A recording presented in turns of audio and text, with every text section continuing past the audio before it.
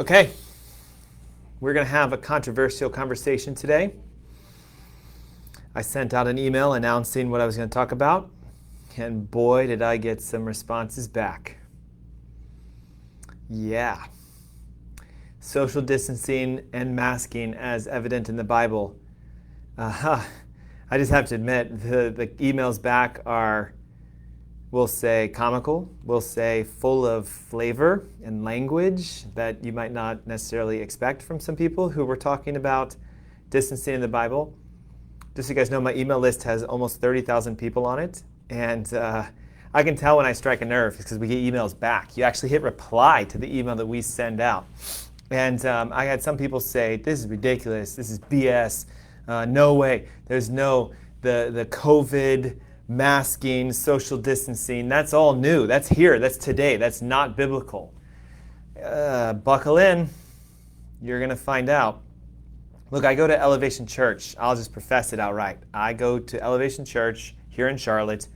I don't actually go anymore because, of course, with all this stuff going on, you can't go to church, but we do it online every week. And Stephen Furtick is the pastor of Elevation.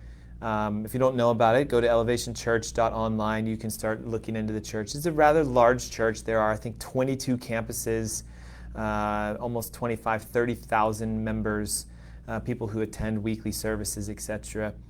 And this last Sunday, man, he rocked it, saying this: there is nothing that can happen in the world today or in the future that hasn't already been addressed to some degree in the Bible. And people were asking him, what about COVID? What about an infectious disease that is so dangerous that you would have to be isolated and distant and wear masks? And so his response was, yeah, Jesus dealt with biblical COVID. Now, it wasn't coronavirus. It was actually leprosy. So, hey, real quick, normally I get people hitting like and thumbs up, etc. I don't see anything. Can somebody who's watching just hit the chat box and tell me you can hear me, you can see me? We've upgraded our equipment. We have higher quality cameras. We have better audio now. I just want to confirm it's all working. I'm just not speaking out into the ether. So someone, please hop on and use the comment box down there. Comment like it's a post. Say, Dr. Ernst, I can hear you. Just so that I can make sure I'm just not rambling to myself. But listen, if I need to talk to myself, I will. Amanda Evie, you did it. Okay, perfect. So let me hit like on you just so I can say, Tammy Blessing. And you guys can hear me, right? This is live, just so you know. This isn't recorded. It is 12:33 Wednesday afternoon. You guys can hear. Is the video quality good? The audio? We upgraded all of our equipment because we want nothing but the best for you guys. Howard's saying you can hear. Okay, good. So now, if you're now just tuning in and watching, why don't you tell me where you're from, city, state, how far is this message going? Ivan Edwards in the house. Thank you. Okay. So some people don't think that what's going on currently has already been addressed and dealt with in the past. I put out a massive article that I'm handing out to all of my patients. And give me just a moment, I'll post it online to our website, where it talks about how social distancing is actually something that we dealt with in the year 0028. Okay, so at the time, Jesus had just finished the Sermon on the Mount. Famous, right? Big one. Thousands of people were there.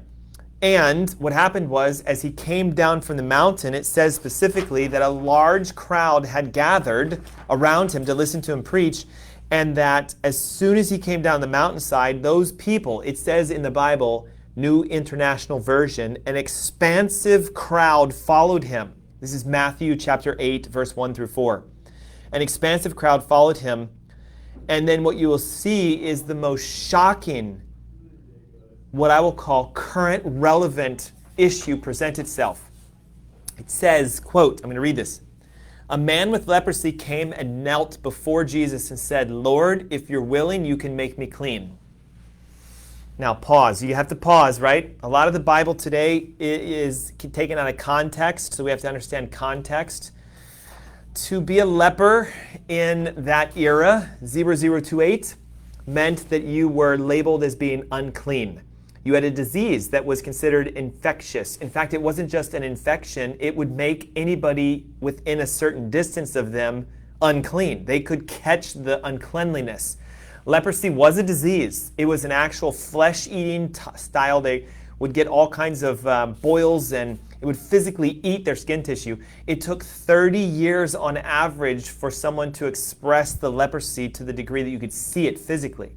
Okay, so lepers had a law that said they cannot enter into a space of an unclean person. Now they really can't enter into that of a priest. If a leper touched a priest, the priest was then made unclean. And this was a big deal. Leprosy was also not just a disease. In the biblical era, it was the sin of all sins. It was the disconnection of your soul from God. The only way you had leprosy, according to them, was you were such a bad sinner that you were plagued with this disease. Now, lepers were told they could not live in their camps. They couldn't live in their cities. They had to stay on the outskirts. They were isolated, socially distanced from everybody else. And if they did have to come into a city where there were clean people, if they had to go get food or water or whatever, they had to, listen, Leviticus chapter 13, verse 45 and 6 describes what they had to do. Anyone, I'm reading, quoting word for word, New International Version. Hi, Missy. Hi, Roger. Hi, Vicky. Hi, Loyal. Great, I see you guys. Shelly from Tennessee. I love it that you're here. Okay, ready? A leper, according to Levitical law, had to wear torn clothes. Why? So that if you saw them from a distance approaching you, you would say, oh my God, there's somebody with leprosy, and you would push them back. You would keep your distance. You would keep your bubble from having them enter. Social distancing, okay? Then they were not allowed to cut their hair or shave their face if they were males. So no haircuts, no facial, shaving, etc. Why? So they could again be identified from a distance. You could see, man, your hair's kind of long. You've got a beard that doesn't look like it's shaved. You're torn clothes. You have leprosy. Now, I'm going to read it word for word. Leviticus chapter 13, verse 45 and 46. Lepers had to cover the lower half of their face. Masks. They had to cover their face. And if they came into a city or they came into the distance of a person, they had to say, unclean, unclean. Why is it so important you understand this? The leper went straight to Jesus. He knelt down and said what? Unclean, unclean. No, he said, Lord, if you're willing, you can cleanse me. He didn't do what he was supposed to do. And because he was within a 6-foot distance of Christ himself, he broke Levitical law, which meant he could be stoned to death. Jesus, because the person who had violated the space, Jesus could have been the first person to throw the first stone according to Levitical law. But here's what's so great. Come on, right? Here's what's so great. What does Jesus do? He reaches out and he touches the leper. Now again, you have to understand the context. If a priest was touched by a leper, the priest was considered unclean. So to just touch a leper was the equivalent of saying, I'm now unclean. But Jesus makes the declaration. Look at verse 3 in chapter 8 of Mark. Jesus says, I am willing. So instead of the leper saying, unclean, unclean, unclean, Jesus just goes, boom, I'm willing, and be clean. Now, you got to understand the context again. If a priest touched a leper, the leper would be unclean and the priest would be made unclean. But God, Christ himself, incarnate, cannot be made unclean. In fact, he's so clean, he can make the unclean clean. Okay, look, I had some people say, like, what are you doing talking about this? You're not a pastor. You're a chiropractor. You're a functional medicine doctor. Okay, just for those of you, I Googled the word pastor or to preach. It means to earnestly advocate or to hold belief in a course of action. So of course I'm pastoring. It means to publicly proclaim or teach. I pastor all the time. I pastor people for their health. I don't know if you know this, I have a doctorate in pastoral medicine. Yeah, it's all interconnected.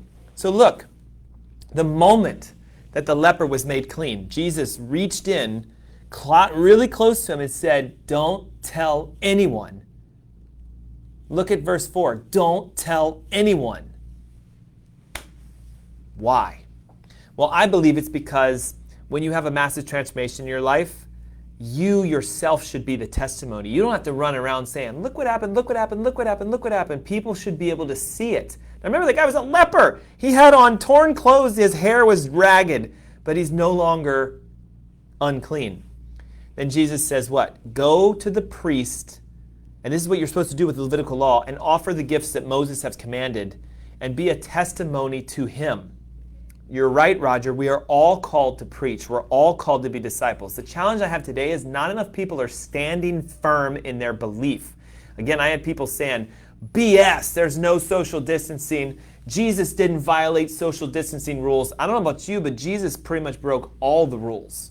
He came down to show people that the rules of man is not the way. You don't have to follow Levitical law, thank God, anymore. But this was Levitical law. 0028 was the year. So now, Jesus tells the leper to go do Moses' law so he could become unclean. What is Moses' law? We'll go to Leviticus 14, verse 4.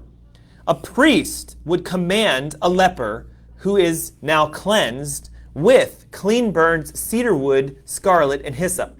The priest would command that one of the birds be killed in an earthen vessel with running water. So he had to drown the bird. Another living bird, he would take it, and cedar and hyssop would be dipped, and the living bird in the blood of the bird would be killed over running water. It's Levitical law. Okay, then he would sprinkle that fluid, that blood bird fluid, onto the person 7 times to be cleansed of leprosy. But remember, Jesus had already done it. Jesus cleansed him, but he still had to go through Levitical law. So then he would be pronounced clean.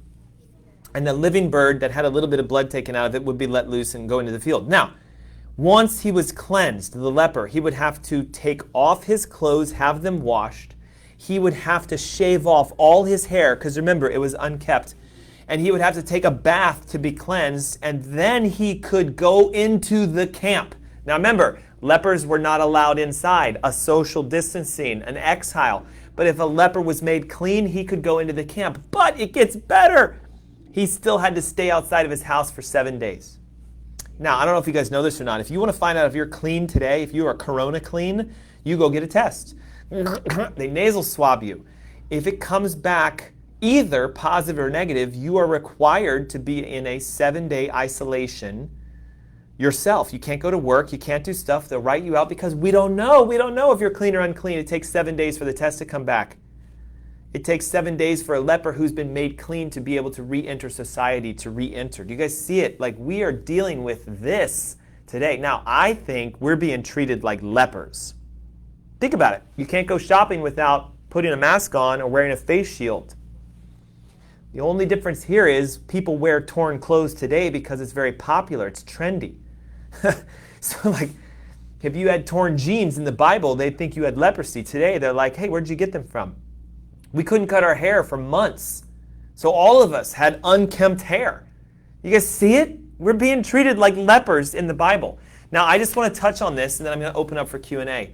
The emails I got that said, this is ridiculous, how dare you speak about this, said Jesus would never break social distancing. Really? It was socially unaccepted for a woman to crawl through the crowd while bleeding and to touch his garment. Yet she still did it and he felt it. It would be socially unacceptable for a leper to enter into the space of another clean person, yet Jesus let that leper walk right up to him, kneel down, break all the rules. He didn't declare he was unclean and say, Lord, if you're willing, you will heal me. And Jesus said, I am. Why? Because he's not a God of laws or executive orders or mandates. Okay, so take it for what you want it to be. Now, I did a historical context study. Leprosy in the Bible was an incurable disease. It was defined as defilement of sin so bad that you were separated from God. It was like the sin of all sins. The disease ate away your body tissues. It took 20, 30 years. I've already talked about it. But listen to this. Lepers were considered the walking dead. No one wanted to be associated with someone that was had leprosy. They were pushed to the outskirts of camps. If they came into the camp, they had to not only announce unclean, unclean, but according to the resource I found, it was a 6-foot social distance from the people who were clean. 6 feet. Guys, we're being told 6-foot distance. We're being told mask up. It's not about the virus. This is a religious thing going on. Some people say it's a political thing. Some people say it's, whatever you want to. There's so many conspiracies right now. It's called cognitive dissonance. If we put out so much information that is conflicting, your brain will actually hurt and you won't be able to think straight. People will say, I don't know what to believe anymore.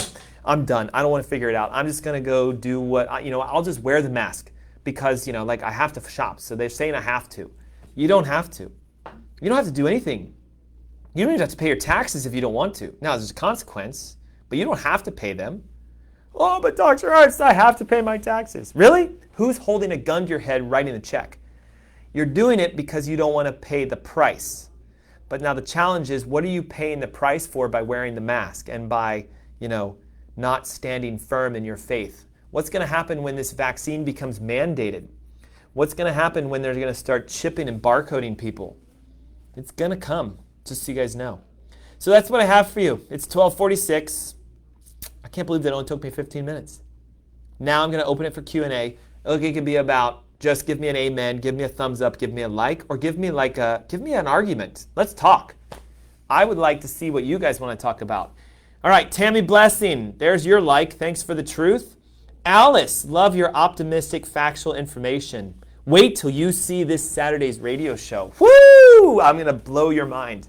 All of the lies that science has proven on how coronavirus is not an infectious disease. You wait till you see that one. Roger, yes, we are called to be disciples. Pam saying hi. Roger saying, what I feel is wrong today is that the clean are being quarantined. You're absolutely right. So think about it. Even in the Bible, only the ones that were socially isolated in quarantines were the ones that had the disease, and you could see it. Now, I'm going to just foreshadow something for this weekend. In order for a disease to be considered pandemic infectious, it has to pass 4 tests. It's called the Koch postulates, if I'm pronouncing it right. K-O-C-H. Robert Koch, K-O-C-H. Here's what it says. I think I posted this to my Facebook page if you guys haven't read it. In order for a pathogen, virus, bacteria, fungus, parasite, yeast, to be infectious, you must first be able to identify that it's present in someone who is sick and not in a healthy individual. It won't even pass level number 1. They'll say that, well, you can have it and be asymptomatic. That is not an infectious agent by definition. This is the gold standard test that is used in medicine, in science. Okay? Next. Yes, it is not contagious, Judy. Why? Because if you find it in healthy people that are not sick, it's not causing the disease. Now, number 2, if you find someone who has it and you isolate it and you say, here's the virus, you're supposed to be able to duplicate the virus in a lab setting, grow it, culture it, make it. Step number 2. Step number 3, you give it to someone who is healthy and they become sick. Step number 3, they must become sick. Now, here's the ultimate. Step number 4, you now have to isolate from the healthy person who became sick the very same contagion that you found in the original person so you can confirm it is causing the disease. Guys, tuberculosis passes this test. Ebola passes this test. H1N1 passes the test. What else do we have? MERS, Middle Eastern Respiratory Syndrome, passes the test. Measles passes the test. Pneumonia passes the test. I'm thinking out loud. Somebody give me a contagion infectious thing.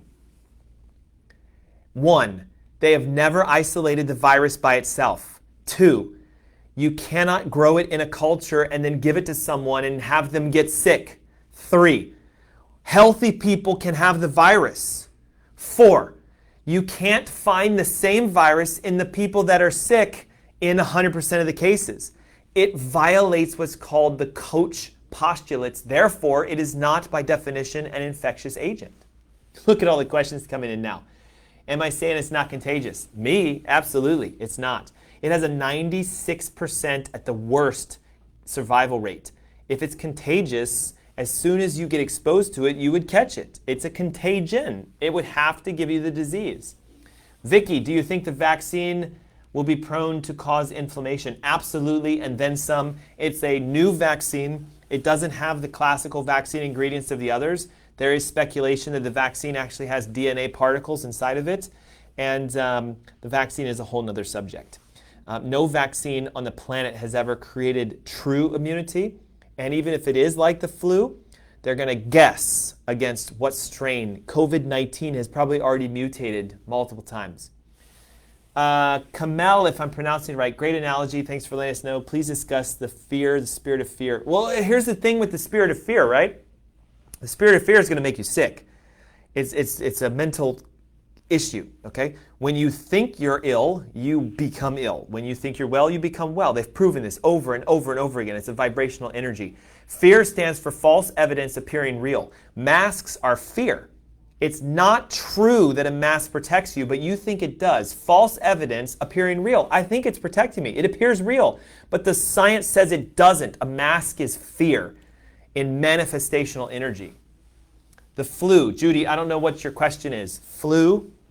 Yeah. Roger. Yes. The flu can pass it, sort of. HIV, definite, right? If I have an AIDS patient that has the HIV, right? So you have the virus, HIV, then you have the immune disease that it creates. You can take the HIV out of a person with the immune disease, put it into a healthy person, and that person will end up with the AIDS disease, and then you can extract the same virus. Do you guys see how it works? That is contagious. Coronavirus is not, by definition, especially COVID-19 is not. Missy Lynn, getting some interesting emails. Yeah, you better believe it. I saw a doctor that said that can't be possible. When you have no symptoms, a test, can you really have it? Missy, give me some more details. I'm not quite sure I understand your question. When you have no symptoms but the test positive, do you really have it? Clarify your question for me. Judy, why are so many people sick? Fear, anxiety, worry, concern. And guess what? This is America. Everybody's sick. Listen, just to clarify something, more people have died from smoking in the last 6 months than COVID in its entirety. More people have died from overdoses of prescription drugs and medications than COVID. Why aren't we masking against that? More people have died from the flu than COVID. Why aren't we masking against that? Okay, when people are dying, it's because they're dying from other things. And when you nasal swab someone, you have a really high likelihood it's going to come back positive for COVID. Why? Coronavirus is in all of us. It's a naturally occurring virus that causes major, like I'll call it, classic colds. And the challenge with the COVID test is it's not specific to COVID-19. It just says you have coronavirus. You got to listen to Saturday's broadcast. Winona, unable to watch, do not have Facebook app. Well, how are you watching right now? I'm on Facebook. You just commented. So try to figure that out. You can definitely do it. Kelly Turner. Yes, the truth is out there. Hey, Missy, Len, I'm looking for a repeat of your question. I wasn't fully understanding. Do you think people who have no symptoms but test positive really have it? No. Okay, let me show you something. I've got 7 minutes. This is going to take some time. When you go to the doctor and they jam that thing all the way in the back of your nose and they pull it out, it's a swab that has mucosal tissues, cells, and all kinds of stuff on it. They have to then dip it into a reagent, a liquid, so that they can get whatever was on the swab into a liquid, and they stick it into a machine called a PCR, polymerase chain reaction test. A PCR is a duplicator. It's a photocopier. It can take DNA and make copies of it. It can take RNA and make copies of it. So watch. Here I am, asymptomatic. No symptoms at all. I feel fabulous. If I opt to go get the nasal swab done, even though I have no symptoms, by law, I'm going to be mandated to be quarantined for 7 days because we don't know the results of the test. And if it comes back positive and you didn't quarantine, you could be spreading this disease like crazy, even though you're asymptomatic, even though it's not infectious, contagious. Okay? Now, I have it done, the nasal swab is done, and it's run through this machine that amplifies the viral DNA. If I have one piece of coronavirus on that swab, it's going to test positive. It doesn't mean it's COVID-19. Now watch this. If I have 700,000 COVID particles, it's going to test positive. But the difference is the person with just one doesn't have the disease because they just have one particle. And look, most of you have it. The person with 700,000 probably has symptoms of a cold, but it doesn't mean it's COVID-19. So Missy Lynn, yes, am I saying that you could test positive and not have it? Yeah, I am. Judy, have I been tested? No way in God's green earth am I getting tested. It's also a DNA sample, guys. Nasal swab all the way back. They're collecting DNA, in my opinion. And there's no need to be tested, and nor should you be tested. Now, what if you have major symptoms? It is the most ineffective test to find out if it's coronavirus or not, COVID-19. Coronavirus causes a common cold symptoms, cough, cold, sniffling, etc., flu-like joints, aches, pains, etc. Pam Harris, I hear what you're saying, but the only thing seems that people are dying from coronavirus. Show me that it's actually coronavirus. There was an Italian pathologist who did over 8,000 autopsies when Italy was in its heyday. He couldn't find the virus in any of them. They're not dying from coronavirus. They're dying from complications of other issues. And because everyone has coronavirus in their nose, people are testing positive. Every more day, people are testing positive for it. You know why? We're testing more and more and more and more and more. If I test 1,000 people and 100 come back positive, and I test 1,000,000 people and 100,000 come back positive, if I'm doing the math right, it's the same. It's exactly the same. The more we test, the more we're going to see it. Look, this is why people say stuff like heart disease is climbing, cancer's climbing. No, it's not. We got so good at finding it that we're now being able to detect it earlier, so more and more people are being diagnosed. Most diseases are on the downcline, just so you know.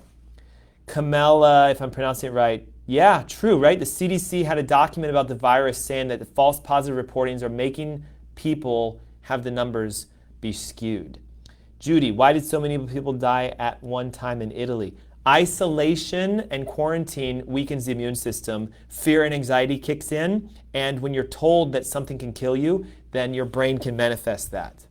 Roger, I recently had surgery and had to have the test. Not negative. Right? Like insane. Of course it's not negative. How can the medical profession be duped? There's a bigger ploy behind this to try to get people vaccinated. I'm just going to leave it at that. Missy, it makes sense now. I get it. Just took a few words. Got it. No worries. Okay, guys, look, 3 minutes. I got 3 minutes. If you need more information on this, please tune in this Saturday at 3. I'm going to crack the egg that's called COVID and show you you've been lied to all this time.